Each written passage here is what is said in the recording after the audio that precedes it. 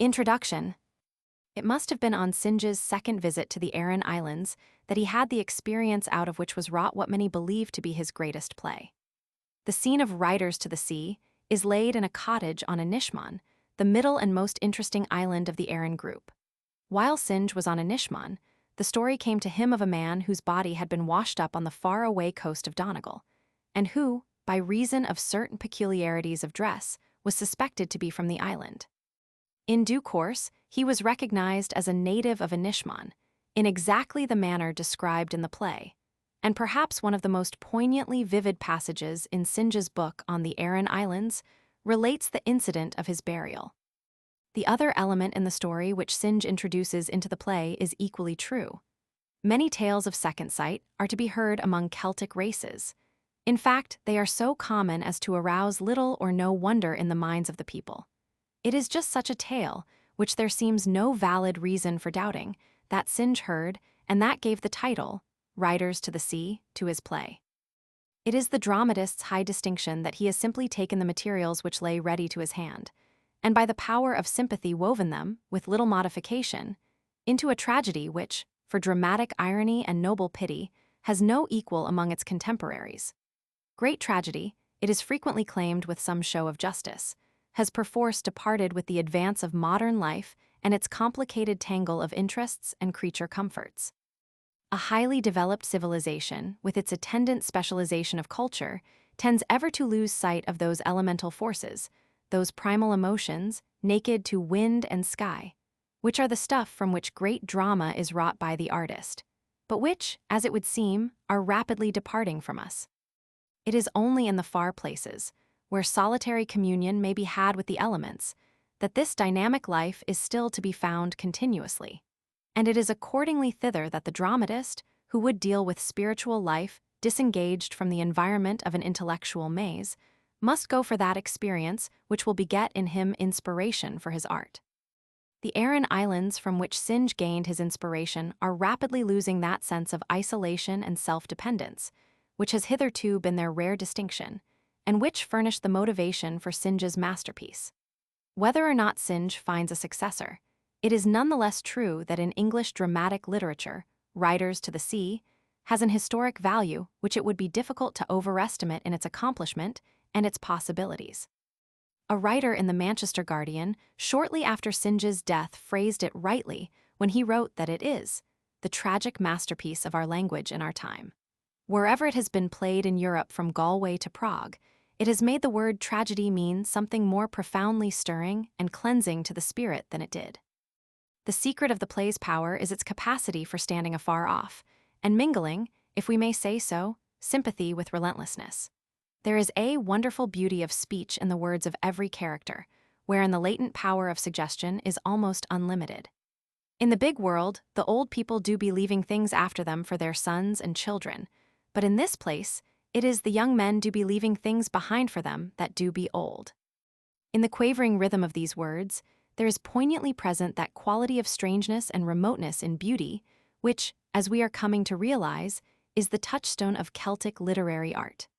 However, the very asceticism of the play has begotten a corresponding power which lifts Synge's work far out of the current of the Irish literary revival and sets it high in a timeless atmosphere of universal action. Its characters live and die. It is their virtue in life to be lonely, and none but the lonely man in tragedy may be great. He dies, and then it is the virtue in life of the women mothers and wives and sisters to be great in their loneliness, great as Maurya, the stricken mother, is great in her final word. Michael has a clean burial in the far north, by the grace of the Almighty God. Bartley will have a fine coffin out of the whiteboards, and a deep grave surely. What more can we want than that?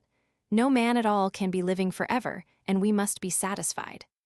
The pity and the terror of it all have brought a great peace, the peace that passeth understanding, and it is because the play holds this timeless peace after the storm which has bowed down every character, that Riders to the Sea may rightly take its place as the greatest modern tragedy in the English tongue. Edward J. O'Brien. February 23, 1911.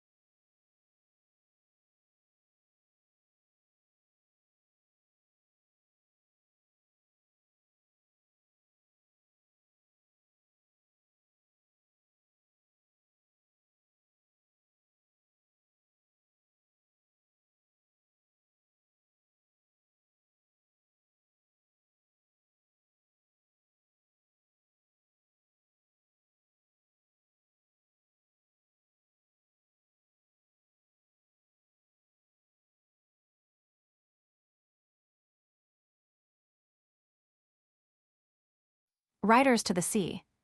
A play in one act. First performed at the Molesworth Hall, Dublin, February 25, 1904.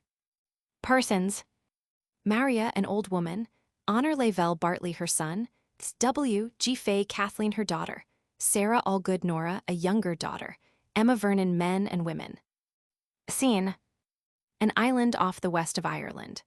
Cottage kitchen, with nets, oilskins, spinning wheel, some new boards standing by the wall, etc. Kathleen, a girl of about 20, finishes kneading cake and puts it down in the pot oven by the fire, then wipes her hands and begins to spin at the wheel. Nora, a young girl, puts her head in at the door. Nora, in a low voice: "Where is she?" Kathleen: "She's lying down, God help her, and may be sleeping if she's able." Kathleen, spinning the wheel rapidly: "What is it you have?" Nora: "The young priest is after bringing them. It's a shirt and a plain stocking were got off a drowned man in Donegal." Kathleen stops her wheel with a sudden movement and leans out to listen. Nora: "We're to find out if it's Michael's they are. Some time herself will be down looking by the sea." Kathleen: "How would they be Michael's, Nora? How would he go the length of that way to the far north?" Nora: "The young priest says he's known the like of it. If it's Michael's they are, says he, you can tell herself he's got a clean burial by the grace of God, and if they're not his, let no one say a word about them, for she'll be getting her death, says he, with crying and lamenting." Kathleen, looking out anxiously: "Did you ask him would he stop Bartley going this day with the horses to the Galway fair?" Nora: "I won't stop him, says he, but let you not be afraid. Herself does be saying prayers half through the night, and the Almighty God won't leave her destitute, says he, with no son living." Kathleen: "Is the sea bad by the White Rocks, Nora?" Nora: "Middling bad, God help us. There's a great roaring in the west, and it's worse it'll be getting when the tides turn to the wind." "Shall I open it now?" Kathleen: "Maybe she'd wake up on us, and come in before we'd done. It's a long time we'll be, and the two of us crying." Nora goes to the inner door and listens. She's moving about on the bed, she'll be coming in a minute. Kathleen: "Give me the ladder, and I'll put them up in the turf loft, the way she won't know of them at all, and maybe when the tide turns she'll be going down to see would he be floating from the east." They put the ladder against the gable of the chimney. Kathleen goes up a few steps and hides the bundle in the turf loft. Maurya comes from the inner room. Maurya, looking up at Kathleen and speaking querulously: "Isn't it turf enough you have for this day and evening?" Kathleen: "There's a cake baking at the fire for a short space. Throwing down the turf, and Bartley will want it when the tide turns if he goes to Connemara." Maurya, sitting down on a stool at the fire: "He won't go this day with the wind rising from the south and west. He won't go this day, for the young priest will stop him surely." Nora: "He'll not stop him, mother, and I heard Eamon Simon and Stephen Feedy and Colum Sean saying he would go." Maurya: "Where is he itself?" Nora: "He went down to see would there be another boat sailing in the week, and I'm thinking it won't be long till he's here now, for the tide's turning at the Green Head and the Hooker, tacking from the east." Kathleen: "I hear someone passing the big stones." Nora, looking out: "He's coming now, and he's in a hurry." Bartley comes in and looks round the room, speaking sadly and quietly. "Where is the bit of new rope, Kathleen, was bought in Connemara?" Kathleen, coming down: "Give it to him, Nora, it's on a nail by the white boards. I hung it up this morning, for the pig with the black feet was eating it." Nora, giving him a rope: "Is that it, Bartley?" Maurya: "You'd do right to leave that rope, Bartley, hanging by the boards. It will be wanting in this place, I'm telling you, if Michael is washed up tomorrow morning, or the next morning, or any morning in the week, for it's a deep grave will make him by the grace of God." Bartley, beginning to work with the rope: "I've no halter the way I can ride down on the mare, and I must go now quickly. This is the one boat going for 2 weeks or beyond it, and the fare will be a good fare for horses, I heard them saying below." Maurya: "It's a hard thing they'll be saying below if the body is washed up and there's no man in it to make the coffin. And I, after giving a big price for the finest white boards you'd find in Connemara." Bartley: "How would it be washed up, and we after looking each day for 9 days, and a strong wind blowing a while back from the west and south?" Maurya: "If it wasn't found itself, that wind is raising the sea, and there was a star up against the moon, and it rising in the night. If it was 100 horses or 1,000 horses you had itself, what is the price of 1,000 horses against a son where there is one son only? Bartley, working at the halter, to Kathleen. Let you go down each day, and see the sheep aren't jumping in on the rye, and if the jobber comes, you can sell the pig with the black feet if there is a good price going. Maurya, how would the like of her get a good price for a pig? Bartley, to Kathleen. If the west wind holds with the last bit of the moon, let you and Nora get up weed enough for another cock for the kelp. Its hard set will be from this day with no one in it but one man to work. Maurya, its hard set will be surely the day you're drowned with the rest. What way will I live and the girls with me, and I an old woman looking for the grave? Bartley lays down the halter, takes off his old coat, and puts on a newer one of the same flannel. Bartley, to Nora, is she coming to the pier? Nora, looking out, she's passing the green head and letting fall her sails. Bartley, getting his purse and tobacco. I'll have half an hour to go down, and you'll see me coming again in 2 days, or in 3 days, or maybe in 4 days if the wind is bad. Maurya, turning round to the fire and putting her shawl over her head. Isn't it a hard and cruel man won't hear a word from an old woman, and she holding him from the sea? Kathleen, it's the life of a young man to be going on the sea, and who would listen to an old woman with one thing and she saying it over? Bartley, taking the halter. I must go now quickly. I'll ride down on the red mare, and the grey pony'll run behind me. It's the blessing of God on you. Maurya, crying out as he is in the door. He's gone now, God spare us, and we'll not see him again. He's gone now, and when the black night is falling, I'll have no son left me in the world. Kathleen, why wouldn't you give him your blessing, and he looking round in the door? Isn't it sorrow enough is on every one in this house, without your sending him out with an unlucky word behind him, and a hard word in his ear? Maurya takes up the tongs, and begins raking the fire aimlessly without looking round. Nora, turning towards her, you're taking away the turf from the cake. Kathleen, crying out, the Son of God forgive us, Nora, we're after forgetting his bit of bread. Nora, and it's destroyed he'll be going till dark night, and he after eating nothing since the sun went up. Kathleen, turning the cake out of the oven. It's destroyed he'll be, surely. There's no sense left on any person in a house where an old woman will be talking forever. Kathleen, cutting off some of the bread and rolling it in a cloth, to Maurya. Let you go down now to the spring well and give him this, and he passing. You'll see him then, and the dark word will be broken, and you can say, God speed you. The way he'll be easy in his mind. Maurya, taking the bread. Will I be in it as soon as himself? Kathleen, if you go now quickly. Maurya, standing up unsteadily. It's hard set I am to walk. Kathleen, looking at her anxiously. Give her the stick, Nora, or maybe she'll slip on the big stones. Nora, what stick? Kathleen, the stick Michael brought from Connemara. Maurya, taking a stick Nora gives her. In the big world, the old people do be leaving things after them for their sons and children, but in this place, it is the young men do be leaving things behind for them that do be old. Kathleen, wait Nora, maybe she'd turn back quickly. She's that sorry, God help her, you wouldn't know the things she'd do. Nora, is she gone round by the bush? Kathleen, looking out, she's gone now. Throw it down quickly, for the Lord knows when she'll be out of it again. Nora, getting the bundle from the loft. The young priest said he'd be passing tomorrow, and we might go down and speak to him below if it's Michael's they are surely. Kathleen, taking the bundle. Did he say what way they were found? Nora, coming down. There were 2 men, says he, and they rowing round with poteen before the cocks crowed, and the oar of one of them caught the body, and they passing the black cliffs of the north. Kathleen, trying to open the bundle. Give me a knife, Nora, the strings perished with the salt water, and there's a black knot on it you wouldn't loosen in a week. Nora, giving her a knife. I've heard tell it was a long way to Donegal. Kathleen, cutting the string. It is surely. There was a man in here a while ago, the man sold us that knife, and he said if you set off walking from the rocks beyond, it would be 7 days you'd be in Donegal. Nora, and what time would a man take, and he floating? Kathleen opens the bundle and takes out a bit of a stocking. They look at them eagerly. Kathleen, in a low voice. The Lord spare us, Nora. Isn't it a queer hard thing to say if it's his they are surely? Nora, I'll get his shirt off the hook the way we can put the one flannel on the other it's not with them, Kathleen, and where will it be? Kathleen, I'm thinking Bartley put it on him in the morning, for his own shirt was heavy with the salt in it. There's a bit of a sleeve was of the same stuff. Give me that and it will do. Kathleen, it's the same stuff, Nora. But if it is itself, aren't there great rolls of it in the shops of Galway, and isn't it many another man may have a shirt of it as well as Michael himself?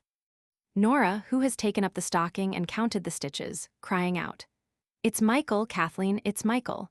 God spare his soul, and what will herself say when she hears this story, and Bartley on the sea?" Kathleen taking the stocking, "It's a plain stocking." Nora, "It's the second one of the third pair I knitted, and I put up 60 stitches, and I dropped 4 of them." Kathleen counts the stitches. "It's that number is in it, ah, Nora. Isn't it a bitter thing to think of him floating that way to the far north, and no one to keen him but the black hags that do be flying on the sea?" Nora, swinging herself round, and throwing out her arms on the clothes. "And isn't it a pitiful thing when there is nothing left of a man who is a great rower and fisher, but a bit of an old shirt and a plain stocking?" Kathleen, after an instant, "Tell me, is herself coming, Nora? I hear a little sound on the path." Nora looking out, "She is, Kathleen, she's coming up to the door." Kathleen, "Put these things away before she'll come in. Maybe it's easier she'll be after giving her blessing to Bartley, and we won't let on we've heard anything the time he's on the sea." Nora, helping Kathleen to close the bundle, "We'll put them here in the corner." They put them into a hole in the chimney corner. Kathleen goes back to the spinning wheel. Nora, will she see it was crying I was? Kathleen, "Keep your back to the door the way the light'll not be on you." Nora sits down at the chimney corner with her back to the door. Maurya comes in very slowly, without looking at the girls, and goes over to her stool at the other side of the fire. The cloth with the bread is still in her hand. The girls look at each other, and Nora points to the bundle of bread. Kathleen, after spinning for a moment, "You didn't give him his bit of bread." Kathleen, "Did you see him writing down?" Kathleen, a little impatiently, "God forgive you. Isn't it a better thing to raise your voice and tell what you seen than to be making lamentation for a thing that's done? Did you see Bartley, I'm saying to you?" Maurya, with a weak voice, "My heart's broken from this day." Kathleen, as before, "Did you see Bartley?" Maurya, "I seen the fearfulest thing." Kathleen leaves her wheel and looks out. "God forgive you, he's riding the mare now over the green head, and the grey pony behind him." Maurya starts so that her shawl falls back from her head and shows her white tossed hair, with a frightened voice, "The grey pony behind him." Kathleen coming to the fire, "What is it ails you at all?" Maurya, speaking very slowly, "I've seen the fearfulest thing any person has seen, since the day bride Dara seen the dead man with the child in his arms." Kathleen and Nora Ewa. Nora, "Tell us what it is you seen."